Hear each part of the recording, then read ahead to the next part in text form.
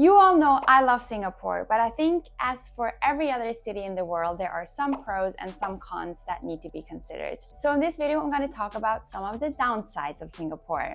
Number 1, apartment rentals. Not only is it really hard to find a good one and an affordable one, but also there is the thing about the 2 years contract, which means that you have to sign a contract renting the apartment for a minimum of 2 years. And this, especially for expats, can be quite tricky because you might not know how long you're going to stay or if you like your area because you haven't been to Singapore before. What's also good to know about renting an apartment is that some of them come furnished, which means that you either have to keep the sofa and the bed and everything, or you need to find a storage for it, which can be, quite expensive and hard to find. Also, the apartments, they don't come with any cellars or storage room in general. So basically everything you bring, you need to find space within your apartment.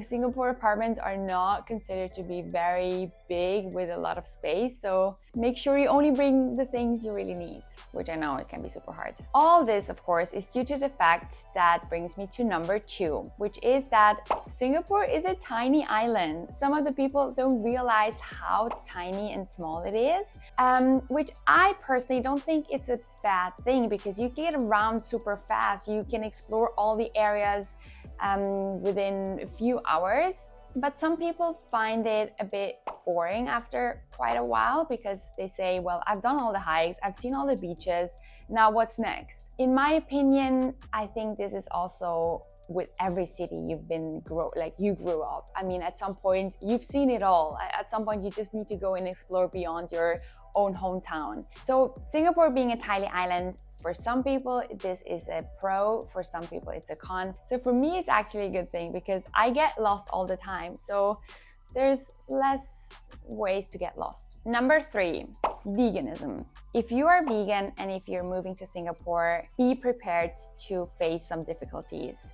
Singapore love their meat, their chicken rice, obviously, their duck rice. Then they have basically in all the soups, their fish soups.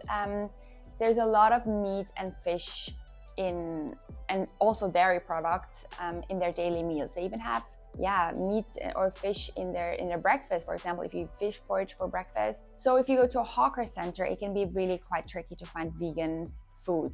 There has been some developments in the last years that a lot of vegan places are starting to open up, and there are groceries specialized in vegan products, and you can order a lot of online, which is definitely easier. But there's not a lot of local food which is considered vegan. But by the way, there is a place that just opened that sells vegan chicken rice. I need to go try that. Number 4, plastic. Plastic pollution is a problem not only in Singapore but all over the world. But coming to Asia and now living in Singapore, I realized how much plastic they use in their daily life. If I go to a grocery store, and this has improved, but I will talk about this later, they would pack every single item almost in a separate bag. So, and if it was heavy, they would even pack a second bag so that it wouldn't break. Sometimes even one single fruit is wrapped in plastic. There's just basically all the products. There's not many environmental friendly packaging around or recyclable packaging.